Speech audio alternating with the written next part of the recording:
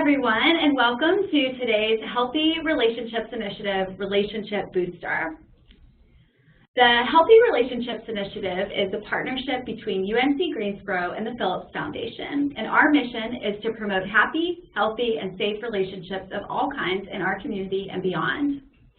To learn more about the Healthy Relationships Initiative, please visit guilfordhri.org or also connect with us on social media at guilfordhri. Just a few little housekeeping details to cover before we get started. First of all, we do have a chat room today, and you won't be able to see your other people's names listed, but if you do want to use an anonymous username for today's chat, that's certainly fine as a way to add a little bit of extra confidentiality for any questions that you may submit.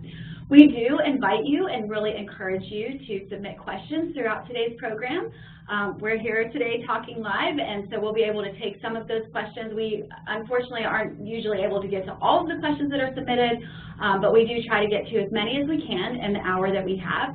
So make sure if you're interested in submitting a question that you send it to our moderator, Camila Dos Santos, and send the question to her, and then she'll be able to share that throughout the program. And just before the program ends today, please be sure that you provide feedback on our survey feedback form, and the link to that will be provided in the chat room later in the program. Our topic for today's Relationship Booster is teamwork and parenting, and our featured expert today is Dr. Julie Mendez. My name is Christine Murray, and I'm a professor at the Department of Counseling at UNC Greensboro, and I'm also the director of the Healthy Relationships Initiative. Our expert today is Dr. Julie Mendez. She is a professor here at UNC Greensboro in the Department of Psychology, and she is also the Chancellor's Fellow for Campus Climate at UNC Greensboro. So thanks so much for being here with us today, Julie. So if you could share a little bit more about your background and what brought you to being interested in this topic of teamwork and parenting. Sure. Well, thanks so much for having me. It's going to be a great chat that we can have about parenting. I've been interested in parenting and young children and their development since I first entered into graduate school. So I have a degree as a clinical psychologist. As you mentioned, I'm also a professor here at UNC Greensboro. And one of the things that I do on this campus is research and teaching about child development of all different ages and how parenting provides a supportive context to help children really thrive and meet their potential in lots of different ways. So whether it's in sort of community settings, doing parent workshops, or writing articles, or working with Healthy Relationships Initiative, I'm just really interested and passionate about creating space for parents or people who support parents or people who might become parents in the future, just helping think about the preparation and the big job that it is to be someone's parent, and to also think about connecting with others that can support you in achieving your goals as a family. Yeah, well, I know you've got a lot of great expertise and a lot of professional experience in this, and of course you're a parent yourself too, That's right. So I'm sure that informs your thoughts on this topic, but I know you're going to have a lot of great wisdom to share throughout today's program based on your past clinical experience, your work in the community, your research, and also, again, probably some of your personal experiences too. So we'll go ahead and just jump right into our topic for the day, which is teamwork and parenting. And in fact, some of you may not know this, but actually Julie works with our HRI e-learning center team, and one of our full-length programs in the e-learning center is on this very topic of teamwork and parenting. So for those who, after today's discussion, are interested in learning more about that topic, you can check out the e-learning center, which you can access through our main website, to learn more about this topic. So one of the reasons why we were so interested in this topic is we kept hearing about it in the community as we were planning the Healthy Relationships Initiative, and just how important this concept of teamwork is in parenting. And especially we heard about it in some of the specific populations that we heard about that we'll talk about later today, such as co-parenting after divorce, grandparents raising grandchildren, or who are really involved. So before we dive into some of those really specific topics, let's start more broadly and just hear some of your thoughts of what does it mean to think about a team around parenting? Who might be involved in that team, and what does it look like? Right. So I came up with this idea. It's not unique to me, but if you think about parenting, you might think about a child and you might think about the people that are primary in raising that child. You know, you think about these images of sort of leaving the hospital and kind of who's around. But one of the things we know about isolation is that it creates stress around the child if they're only relying on a limited number of adults that can support them. And the other thing that is really important to know about the research is that when parents are feeling stress, even if they're not intending to pass that along to their child, children are just really smart and sociable creatures, and they absorb what's going on around them. And so we really need to think about this idea of a team, and I know we'll keep talking and unpacking this image, but when you think about a team, not everyone is created equal on that team. Everybody has their different roles. You kind of need different people on the team depending on what you're trying to accomplish. And so there's lots of people that we would consider being on, you know, team parent. It might be your direct family members. It could be your friends, current and past friends, and people you don't even know yet that will come into your life. It can be all the medical, education, and professionals in the community that are there with sort of skills to help you grow in your challenges. And then in situations of crisis or maybe more immediate needs, we have people that can provide that support to us. So safety needs, different housing, transportation, food insecurity, like things that may happen to people, loss of employment. There are all kinds of other resources and professionals that support parents in getting places that they need to go. Mm-hmm. And that's what I think is so interesting about this topic, that while when we first started hearing about it, we were hearing about it in the context of some really specific types of parenting situations. Again, co-parenting after divorce, or the grandparents raising grandchildren. That's right. But when we stepped back to really start thinking more about it, we realized that actually this concept of teamwork in parenting is something that applies to really any parent or any caregiver in any situation, because every single parent is going to have some group of people that's surrounding them. And I guess if there's a lack of that support or a lack of that teamwork, then that becomes a different sort of issue too, as they're struggling maybe with some isolation. That's right. So you can think about teamwork in a couple of different ways, and as you've mentioned, there are larger modules to help you kind of do an assessment or a test of sort of who are the people on your team. Because you have to know kind of who's on your team, who can you go to when you have a need, but then also how the people on your team work together. And that's what we hear about a lot too, that when conflict can come up, either between parents or between families and schools, for example, how do you navigate that? And how do you know that your team is really working effectively? And, you know, sometimes you have to develop some skills and perspective taking to kind of think about ways to navigate that. So I hope we'll be able to talk about that today. Mm-hmm. I wanted to add one other thing, because I think this is changing, and I don't know if it's, you know, changes just means it's different. So maybe you are used to the way things are in certain communities, but we now know that more people are entering the workforce. We know that more people have multiple jobs. We also know parents are working non-standard hours outside of the kind of Monday to Friday time period. We know children are spending time in childcare, after school. There's so many opportunities extracurricular, and so it's complicated. Like, who's on your team at different points in your life is really kind of complicated to navigate sometimes, and that's what makes it different now, and we also have this technology piece that we can take advantage of to connect, but also provides some challenges too. Yeah, so that's a great point too, because who's on the team sounds like it's really probably something that's constantly changing. Mm-hmm. And so to some extent, it becomes managing that team becomes a part of the parenting process that really changes over time as new people are coming into that team and some people are maybe leaving. And sometimes that can be a really leaving on a bad term, but like you're saying, it could just be a child is in a child care preschool program and then they go to kindergarten. So we've got a different set of teachers to kind of move in and out of that system. And of course, every teamwork, the other point that you made a few minutes ago that I really liked was that on a team, everybody plays a different role. And so this idea that on the team, everybody's not doing exactly the same thing, and that wouldn't really be an effective team anyway. That's right. And I think one other idea, I spend a lot of time around teams, sports teams. I have people in my life who like sports. I like to watch baseball. So I think a baseball team is a nice metaphor for this. So on a baseball team, you need 9 people to come up to bat. Not everybody's going to hit a home run every single time. And when you're out in the field, not everybody can play the same position. So some people are going to be better at pitching and catching, and other people are going to be better at running and hitting.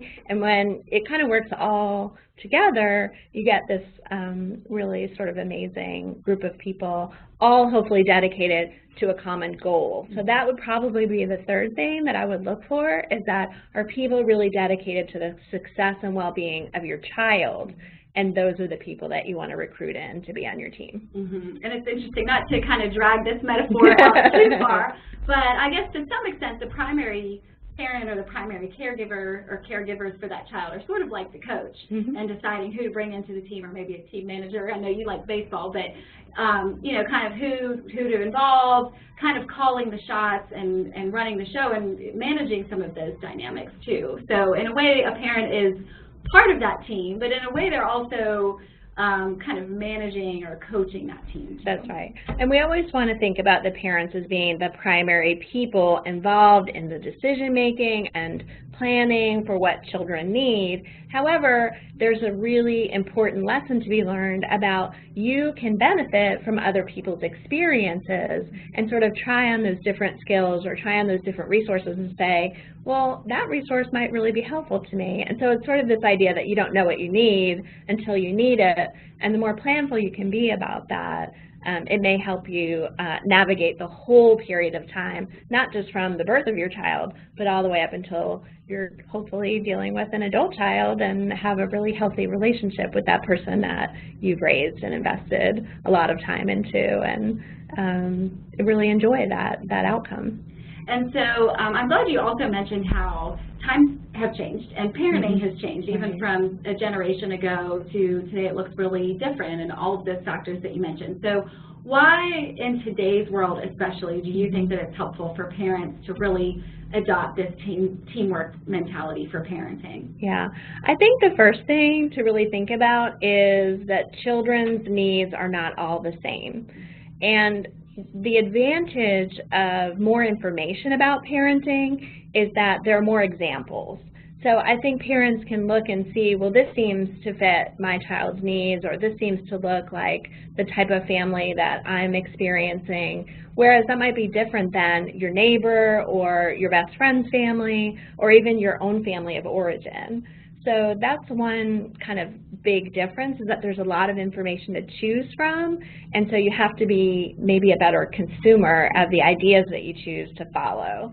So we're always recommending things that are evidence-based, that have been studied in the research literature, but we're also recommending that parents use their own instincts to say, this doesn't seem like this would be a good choice for me, and to really start to create dialogue between other professionals.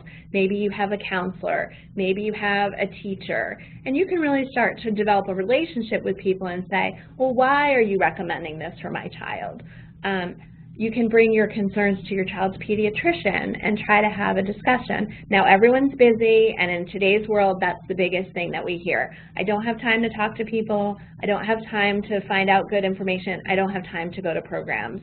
So you make it work. You try to find things online. You try to talk to people while you're waiting in line someplace.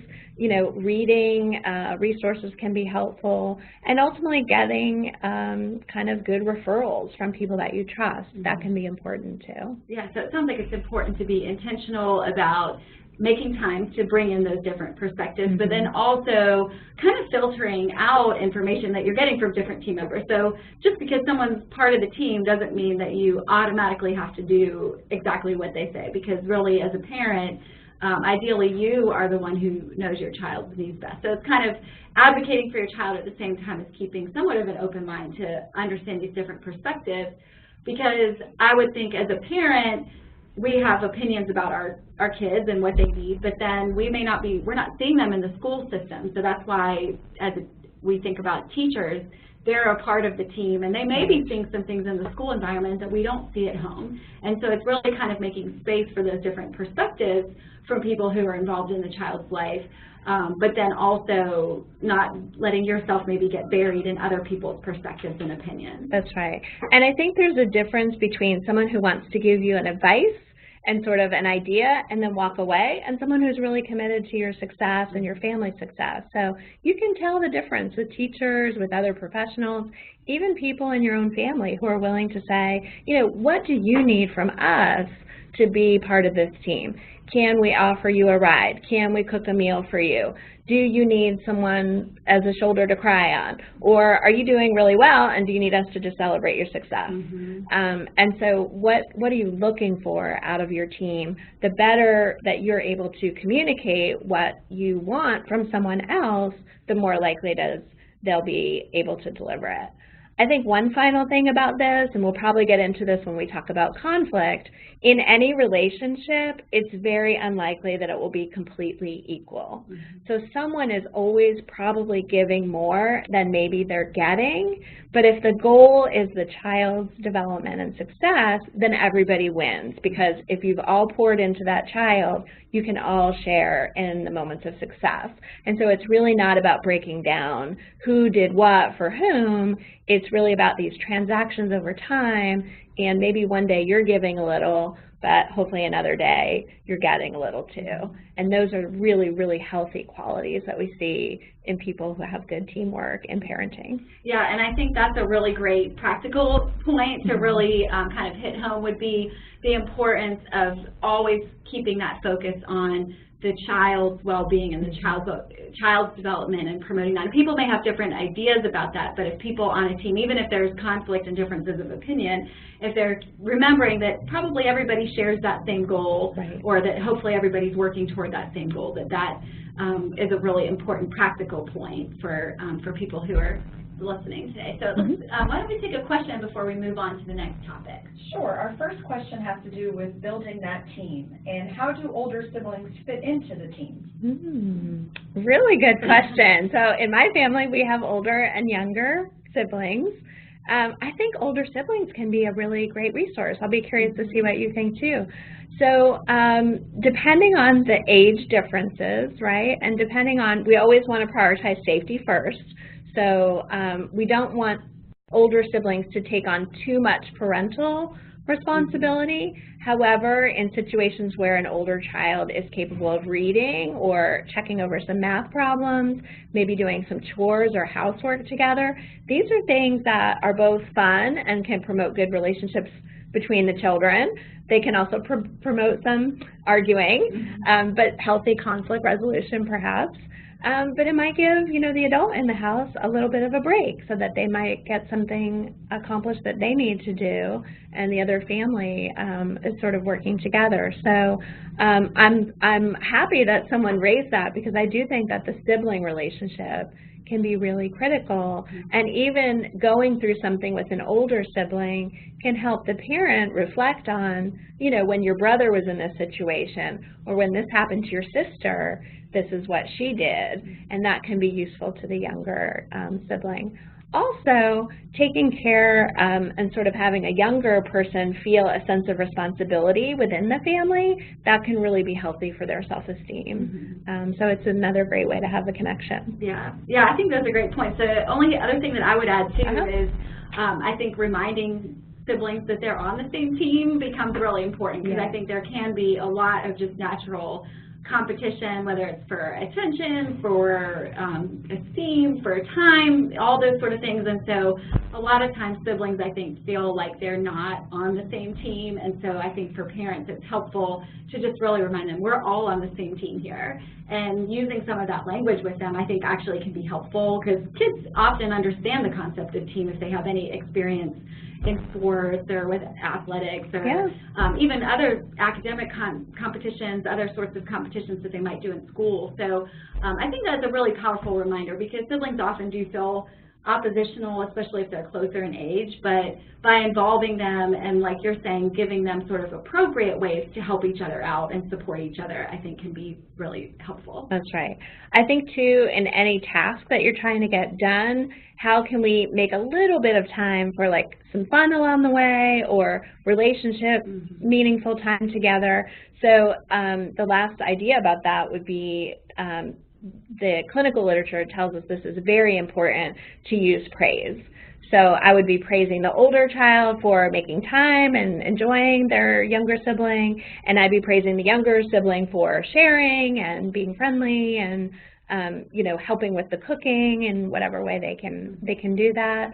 And also to realize that conflict between siblings is very typical, and it's how they work out and develop relationship conflict negotiation skills. So if we don't put them together and we're constantly separating them and saying stop fighting, we need to let them have some time together, even though it might be a little stressful. Yeah, definitely. I speak from personal experience on that. So, so let's dig a little bit deeper into this idea of teamwork in parenting. And it sounds, you've already mentioned a few things that, from a real positive perspective of what does it look like navigating conflicts, involving people in different ways, appreciating the different input that people can have. But before we do talk about some of the challenges that can come up with using a teamwork approach to parenting, what does it look like when a team what a parenting team is really working well?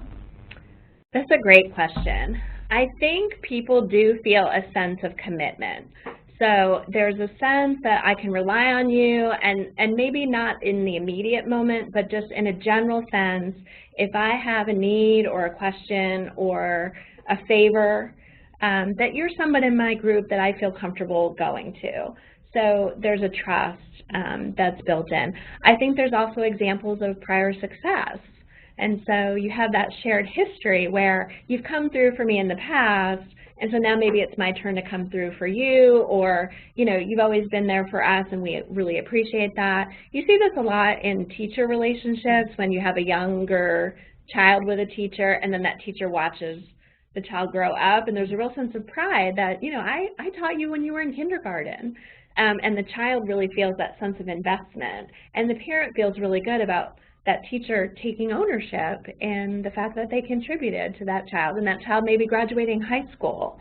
One of the things that they do at a local school here is they bring high school students back to the elementary school right before they graduate, and they walk through the halls. And you can see the pride on some of the teachers who had them in their classrooms. So I think there's positive emotion. I think there's a sense of good communication happening. And I think there's a sense of trust that, you know, even though I might be struggling with something, I can really be open with you and share my need and hope that you can help me with it. Or hope that you know someone else who can help me with it, right? Yeah. Yeah. And I think that's true, like really just this mutual idea of we're here to help each other, like let's work together to figure this out. In fact, while you were talking, I was thinking about something that's been going on in my family just this week. As you know, it's time to start planning summer camp. Yes. And that's always one of the big stressors as a working parent, is trying to work that out. And we've got a group of friends who we're going to do parent camp for 2 weeks during the summer, where each of the parents of a group of 4 or 5 kids is going to take a day and take that day off from work. And there's that sense of trust that, okay, I'm going to take good care of your kids, and then I get 4 days where my kid is going to be taken care of by you. So, you know, it's just, and that's a real concrete example of sort of a team coming together to say we've all got this common challenge of finding care for our kids, and our kids wanting to spend time together, and how do we balance that, and then let's work together. And we've got to kind of shift around the days and figure out who's going to take which day, but we're all working together toward a common goal. So I think just kind of also, there's also with it is we're all in the same boat, and we understand there's sort of a common goal, and there's also sort of common challenges that we can understand, and we're trying to work through them together. Yeah, and as you're talking, I hadn't thought about this before, but teams usually also promote creativity. So that's a really creative solution that's going to benefit the community. And so maybe in the community that you live in, you're noticing a need, or you're noticing, you know, there's an opportunity for a breakfast, and you love to make breakfast, relationships, and so, you know, you create some new resource in your community that other people benefit from, and then somehow that, you know, sort of older idea of bartering or trading, or kind of, you know, I use my talent in the marketplace and you have a different talent.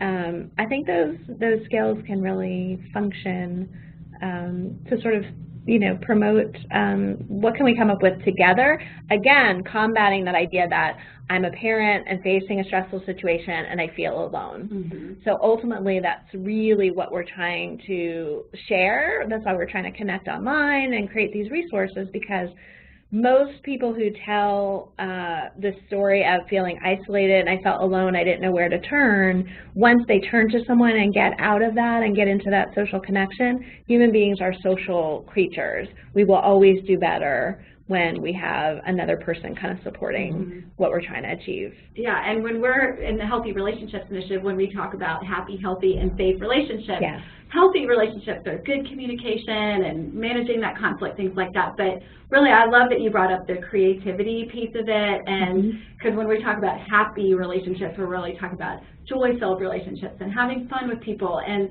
when a team is really working well, it's saying, okay, we're in the middle of this sort of challenging experience of parenting, but we can have fun with this, and by helping each other out and being creative, coming up with creative solutions to problems or challenges that we're facing, it actually makes it more fun. There's a sense of enjoyment that comes from that, and camaraderie and creativity, and I just think that when teams are working together, it really can be such a positive experience. That's right. I think a lot of people have heard this expression, it takes a village, but that's the image that we're really trying to create, is that people will come in and out of your village, but when they wander through, there's sort of an opportunity to have them, you know, be part of your life's journey and the skills that they bring. I'm a psychologist. People know that. When people approach me, a lot of times it's because I have a psychology background. I might not know their exact question, but I probably know someone they can ask, or I can just encourage them to keep looking. And so, you know, maybe you're a physician, maybe you are a great cook, maybe you know a lot about childcare, maybe you know a lot about baseball. Whatever your talent is, you share it with your village, the whole village benefits. Yeah, definitely. Yep. Let's go ahead and take a question. Sure. What are some ways to build a team, especially if you don't have a built-in team readily accessible, like for parents who are raising children alone or have moved from another state or country? Great question. Yeah, that is because one of the things we were going to touch on is what are some of the challenges that can come up with teamwork. And for some people, a challenge is just how do you find a team, especially if you are kind of isolated. So what do you think about that? That's right. So those two examples are probably 1 and 2 on the new list of stressors. So moving to a new community, especially when you don't have a built-in community that you're moving to. So let's start with that one.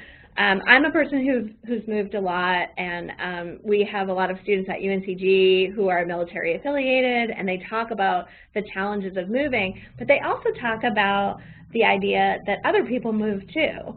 And so even though you might think this experience has only happened to you, really lots of people around might have relocated. And so the challenge, I think, is to at least temporarily, if you're more introverted and more isolated, to just try and reach out in a little more purposeful way. Most people who are in a community, maybe they already have their teams and maybe they're going about their busy lives, but that doesn't mean they don't have room for you on their team, or that they might not connect you with other people that are in similar situations. So here are some just quick examples, and feel free to jump in with some others. You can take walks outdoors where other people gather. You can join clubs that are of interest to you, or go to free meetings in your community. If you have an organization that is a religious-based organization, you can not just go there for spirituality or joining, but you can look at programs that they host, or maybe they're having some type of child-related event. YMCA types of experiences, really anything where you're going to just come across more groups of people. And then the idea that, like, maybe you are having a baby, or you're kind of with a younger child and you feel isolated, there are lots of organizations that would sort of want to create groups for new mothers. So you can contact hospitals to see if those groups exist. You really can look in the newspapers or online in your local community to see who might be meeting up. So I think part of it is your own behavior that you can control. Okay, I have to be a little more friendly. I have to tell people that I've moved here. I have to tell people I have a young child.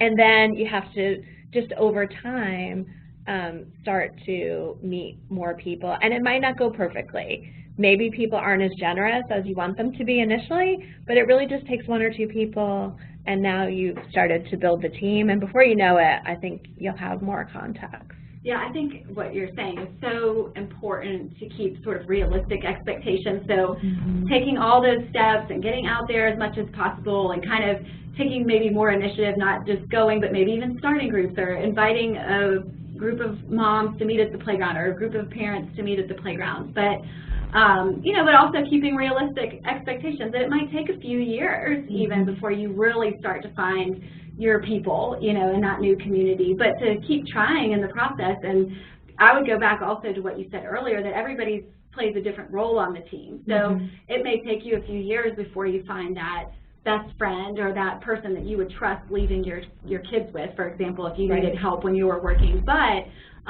there's real value in having the parent that you sit with while your kids are on a sports team together, you know, chit-chat at a playground. So just kind of trying to realize that it might take some time, but that doesn't mean that it's not worth taking those extra efforts and, you know, to push yourself out there a little bit and find those connections where you can. Yeah. You know, it used to be that there were kind of more rules about how to be welcoming, and I think maybe some of those things have fallen away. So as a person who's moved a lot, I've always been hopeful that people have not welcomed us when we've gone to different places, but we've tried to do things outdoors to sort of see if people would come outside and see what's going on. So maybe you bring a ball to the park and suddenly you're playing catch, and I bet you a lot of other kids would come up and try to play that game. Or you might host a lemonade stand if it's safe, sort of in an area of your neighborhood. Or you might think about going to volunteer at a Special Olympics event and meet people, you know, through that organization. So it's hard to have one answer for every situation, but that's part of what we're trying to get people to do, is analyze what would improve my life. Do I want personal relationships? Do I want friends? Do I want better support from my family members? Or do I really need something in the professional community? Do I need a child care provider? Do I need a different pediatrician? Do I need to find a dentist? How do people know what's a good resource for that? Where can I get care? Am I looking for a child care subsidy, some government program that I might be entitled to? So depending on the need, if you're really clear and try to reach out to a professional, they may also be able to assist. And I think for that reason too, it's good. Another possible way to build a team and familiarity with local resources would be to go to local resource fairs or local festivals where there's a real family focus, so that you can see who's out exhibiting at those organizations. Maybe just start talking to them, and it may be a resource that you don't need in that moment, but even if you feel kind of isolated and alone, just knowing what some of the resources are, if you should ever need them, can be really empowering for people. That's right. And it's really happenstance. As long as you're out there with your situation, a lot of times people will be friendly and just tell you information. So you might be at a grocery store or a gas station and say, I've only lived here 6 months. Where's the best place to eat a hamburger? And then you might learn about a new restaurant or, you know, a local cook that you might not have stumbled across. So there's so many different communities. Urban communities are busy, full of lots of people, and so it's hard to meet people because everything's changing all the time. Rural communities, fewer people, less infrastructure, and so one size fits all is not really going to work, but sort of continuing to try and reach out. Even if you're a more shy, introverted person, you can still, you know, create a conversation with someone on the bus, on a walk, in the grocery store, and you just never know where it's going to lead. And I think the most important thing to remember in those situations is that while it can be uncomfortable, there is such value in trying to find that team, even if it takes some time, and even if it takes some effort, because if we go back to some of the things we talked about earlier, just the struggles that can come along with being more isolated. So just even if it's really a slow process of building that team, knowing how important it is. That's right. So on a related note, besides just finding a team, what are some of the other challenges that can come up for people in the process of building a team or in their parenting, or as they're kind of maintaining that team over time? Yeah, I think probably the biggest one is going to be availability. And this is what we hear in sort of relationship stressful situations, is that because people are busy and also because people aren't very good at communicating their needs, we sort of expect others to do mind reading. And so I might be with my child and I might be struggling, and I'm not in a great position to accept help from people. So people on my team are not available when I really need them. Like when my baby is up at 1 in the morning and I don't know what to do, there's no one around on my team to help me. And then I'm very crisis oriented. So I'm not seeking out my team like when I'm in a healthy place and maybe doing more fun kinds of things. Like I'm only relying on my team when I'm like really struggling. And while that's important, it can wear out your team because you're always needing your team and you're not investing back in them. So for example, if you're constantly sort of asking people to do things for you and maybe not, they're not available, you might feel frustrated, and then you feel like they're not really part of your team, but really it's just a problem of availability. You know, one of the things that really concerns me in some of the research that we've been doing is that over 50% in national polls will report things like getting less than 1 week's notice for their work schedules. That's a big problem for people who are trying to juggle childcare and work responsibilities and getting homework done. And so even just having a regular person who says, you know what, on Fridays, I'm usually home, so if you ever need help on a Friday, I'm available for you. That makes such a difference in the team because it puts a little bit of regularity into the structure. And I know that sounds really hard to figure out, but that's where the stress is going to come from. Like you feel like people are on your team, but they're just not available to you when you actually need them. And so you have to be a little bit more planful, like the example you're talking about with summer camp, or, you know, my weekends, or, you know, I would just love someone to go to church with me on Sunday because it would be nice to have an extra set of hands to help me. That's a big challenge, is like who's available on your team. So people are committed, they love you, they love your child, but they're just not able to deliver. And I think going along with that too, and you touched on this a little bit, but maybe not as directly, around communication. So communication breakdowns can also happen there, so where people are maybe not communicating what their needs are, or asking, or people might be available every Friday, but they're not communicating that to somebody. So really, I think a lot of the problems also can come up when people are not communicating well, or they have expectations in their mind about what they would like their team to be able to do, but they're not communicating it, or maybe even some discomfort. I can think of situations in my experiences as a parent where maybe I didn't 100% agree with something that somebody else on the team, whether it's a teacher or somebody else who, you know, who's involved in my child's life, and I'm maybe not super comfortable bringing that up right away because I don't want to offend that person or put them off. So maybe I let certain things go unsaid, but over time then it could lead to bigger differences. So not having that communication, I think, also can be a big barrier. So do we have a question that's related to this? We do. So on that note, how do you navigate differences of opinion without alienating other team members? I'm so glad that we were getting to this question because I don't want to run out of time for this. And it has to do with what your disagreement is about and also the intensity of emotion. And so some disagreements are actually really, really important to voice. And they have to do with parenting goals and strategies. So if we have two parents or two family members or a teacher and a parent who have very different goals for the child, those disagreements are probably about what's going to happen that's in the child's best interest. If a teacher thinks it's very important for a child to be doing early math, and she can give a lot of reasons, but the household doesn't really understand why, or doesn't have the right resources at home, or doesn't have the time to invest in the child, the disagreement isn't really about the importance of math. The disagreement is about whose responsibility is it to teach the math. And so the adults on the team might be in disagreement, and if they don't share their opinions about this, there's not going to be any progress. There's just going to be hard feelings.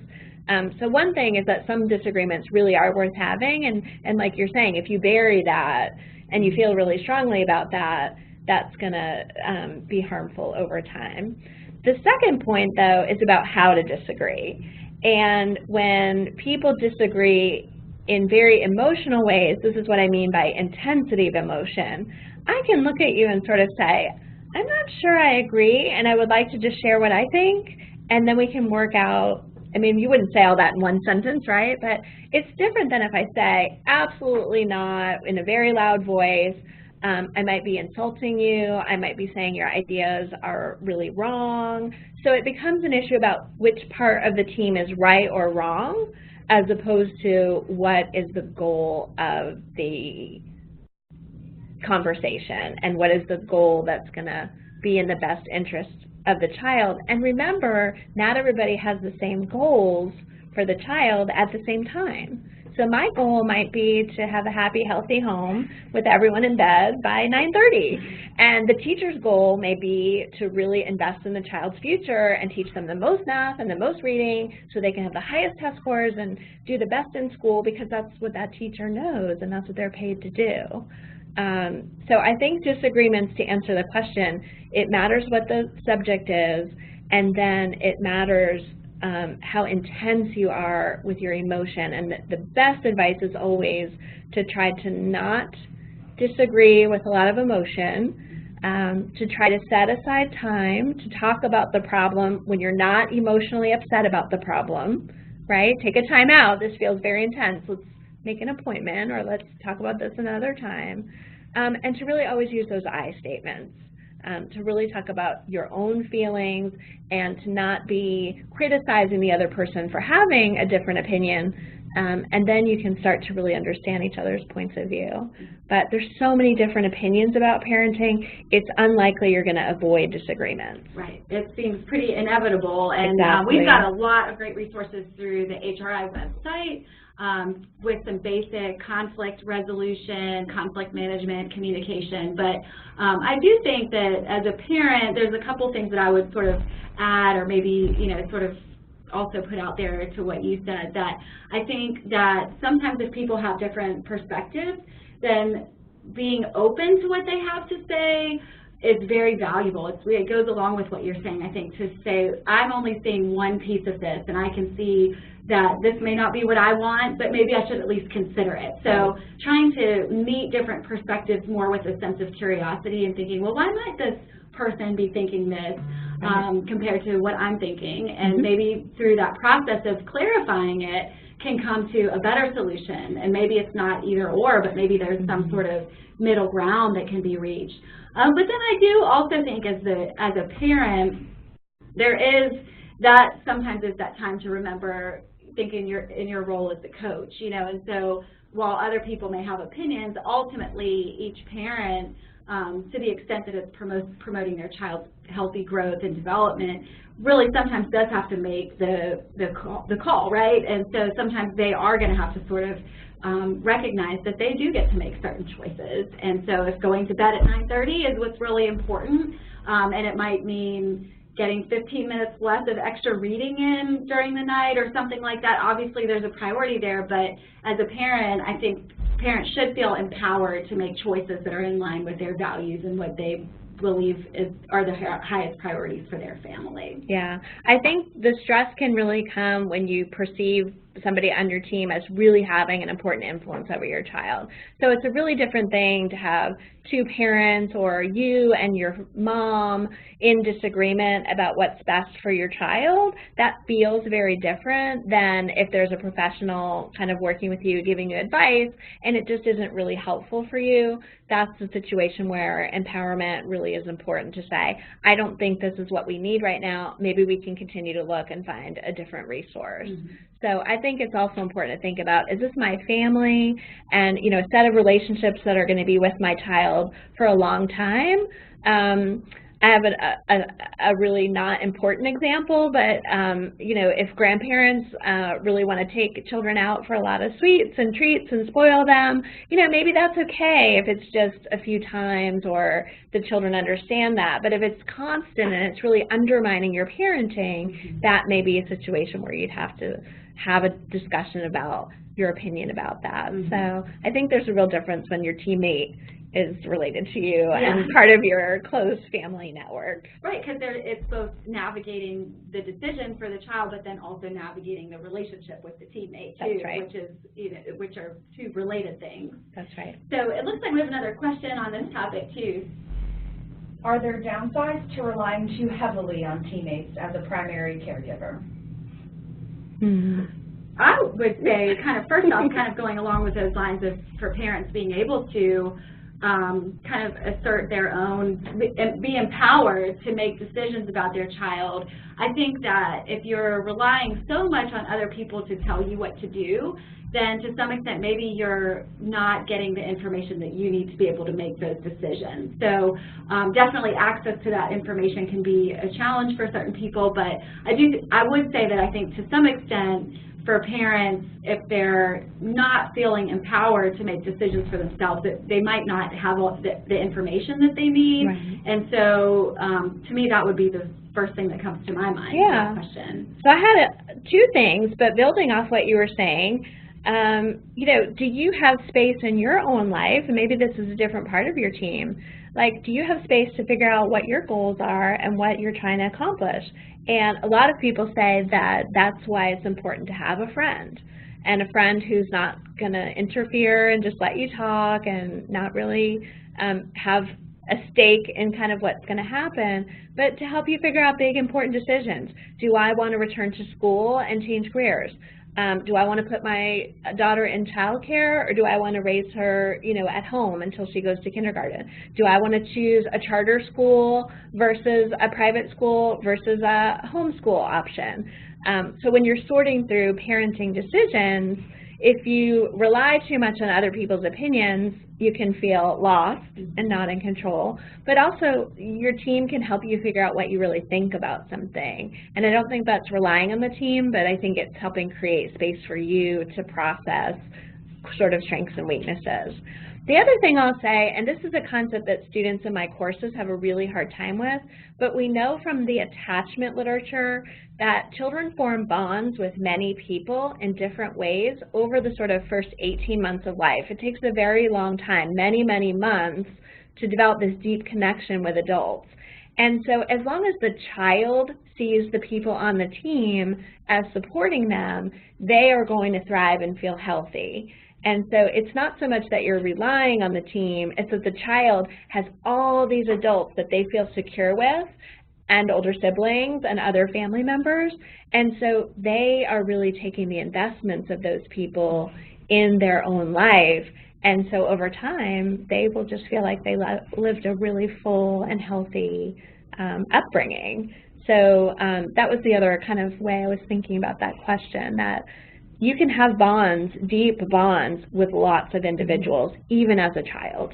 Yeah, and I think the other thing with that question that makes me think about is the, as a parent, guilt is a very common emotion, like wishing you could, always feeling like you wish you could do better, or, you know, I think it's a natural tendency for a lot of parents to kind of beat themselves up over their decisions, and there may be times in a parent's life or during a season in the child's life where you really do need to rely heavily on your team. And if that's the case, and if that's what's really needed to get through a certain season of life, if you're working 3 jobs and going back to school and trying to better your life and you're really relying a lot on other people to help you, then you shouldn't feel guilty about that. You know, just really remind yourself and empower yourself, not only to make the best decisions for the child, but also really thinking about yourself in that situation too. That's right. I mean, we would hope that there would be others, and that's why I think programs like this aren't just for people who are parents, but I think people around parents can say, you know what, it looks like you just got an important phone call.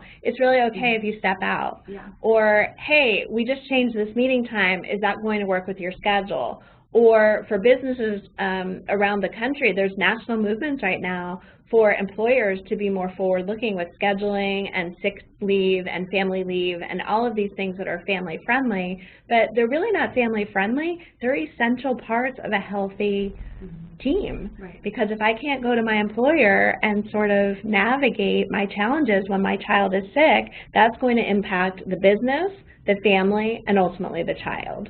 So it isn't just an individual problem. We have to do better as advocates to also work in our communities to support families broadly. Yeah, definitely. And I know we're down to about our last 10 minutes, so it looks like we have a question. Do we have a question about parenting in some specific situations and teamwork? We do. We've actually had this question come up a few times, and so what are some of the more common factors that are unique in the teamwork for divorced parents? And what suggestions do you have for creating that teamwork, especially when the divorce was contentious? Right. So you really have some wonderful resources in HRI to sort of think about situations when couples are facing conflict, distress, or perhaps separation or divorce.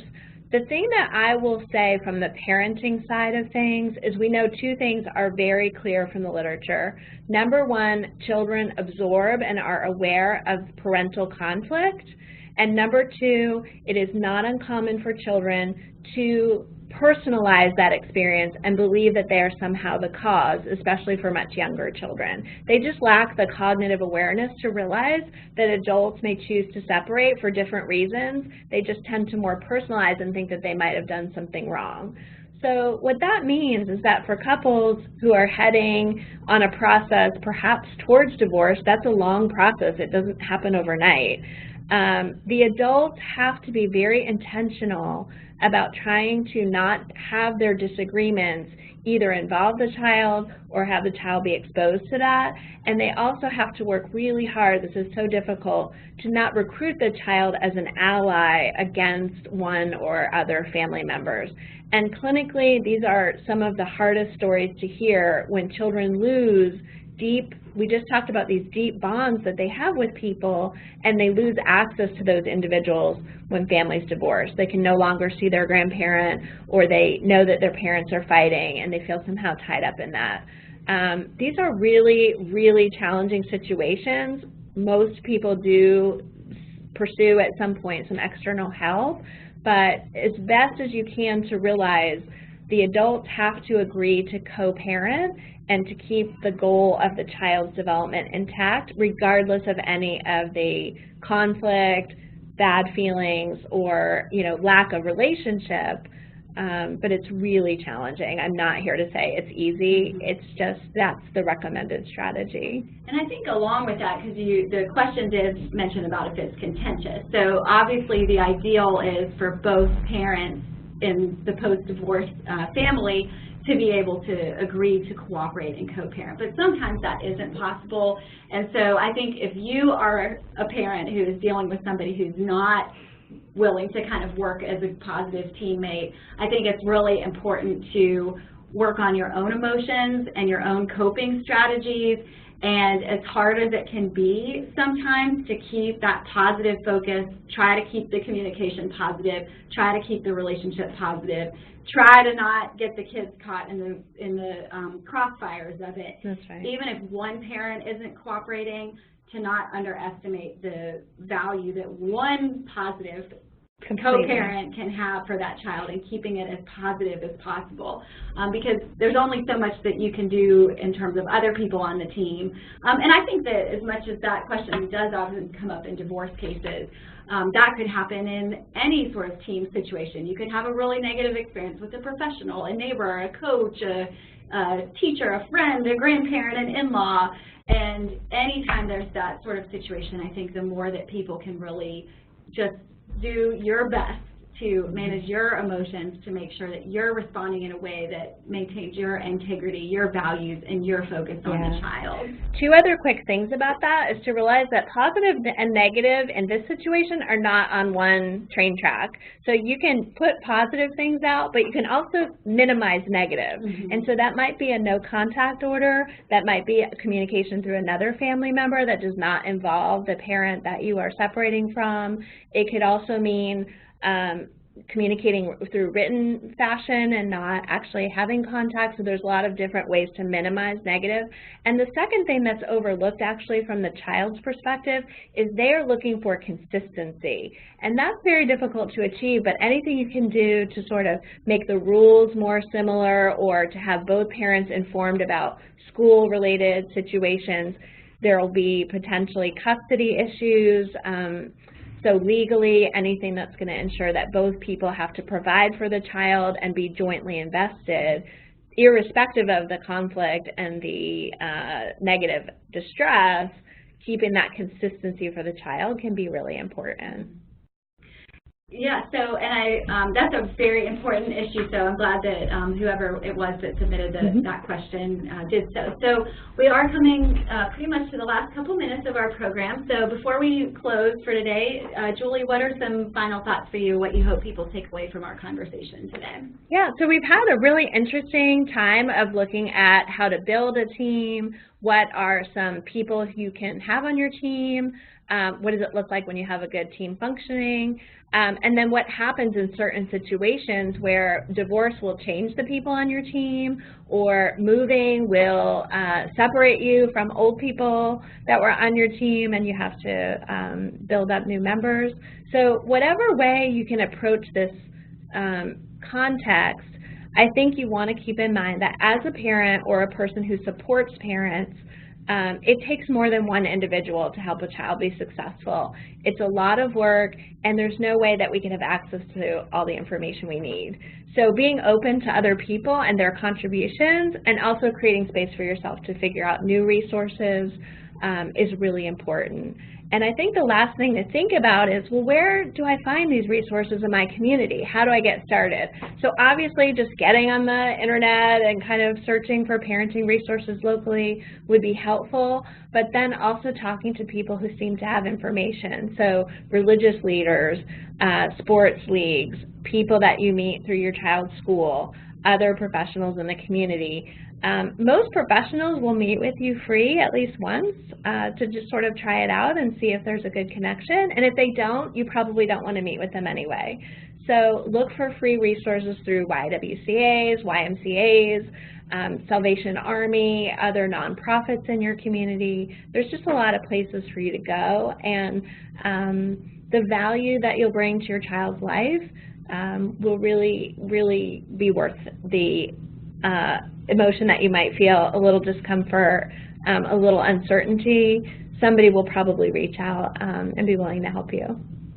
Well, thanks so much, Julie, for all the great insights that you shared today. And again, for anybody who's interested in diving deeper into this topic, check out the HRI e-Learning Center, where you can find the full-length program featuring Julie about teamwork and parenting. But we do hope that this program was a meaningful experience for you and that you learned some information to help you strengthen the relationships in your life.